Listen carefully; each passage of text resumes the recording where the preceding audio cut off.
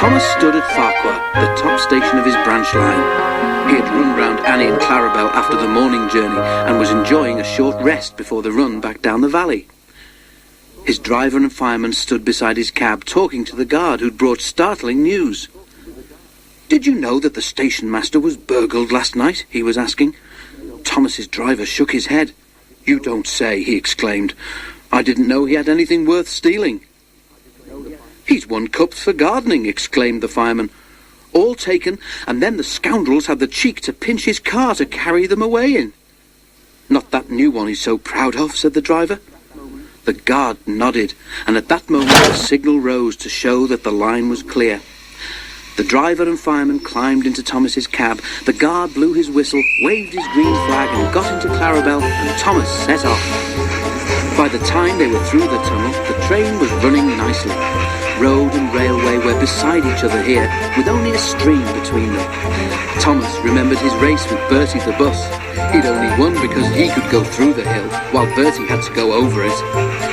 A flash of colour on the road ahead caught his eye. He tried to go faster to look more closely. "Steady, Thomas," said his driver. "There's plenty of time." "Can't we get closer to that car?" panted Thomas. "It looks like station masters to me." "Lots of cars look like that," laughed the driver, but he opened the regulator and they began to draw level. There were two men in the car. They waved when they saw Thomas and tried to go faster. "That's the car all right, Thomas," said the fireman, "and those two must be the thieves. But we can't stop them, and they'll be gone long before the next station." "We need pencil, paper, and something to put a note in," said the driver. "We'll throw a message out at the next signal box." Quickly, he wrote the note, and they put it in the fireman's empty lunch tin. Then, drawing ahead of the car, Thomas whistled. He slowed so that the fireman could throw the box up to him, and as they went past, both driver and fireman shouted "Police!" at the top of their voices. By now, the stolen car had gone well ahead, and Thomas did not see it again. But the signalman telephoned police headquarters at once, and the thieves were stopped at a roadblock about 10 miles further on. That afternoon, the Fat Controller travelled in Annie to Farquhar. When he got there, he and the station master climbed onto a porter's trolley.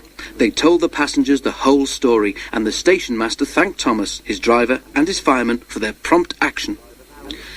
The passengers cheered loudly, and they cheered even more when they heard that the station master's gardening cups had all been found undamaged in a sack in the boot of the car. "A long time ago," said the Fat Controller, holding up his hand for silence, "Thomas showed how valuable he is to the smooth running of my railway. I am sure you will all agree that today he has once again proved himself to be a really useful engine."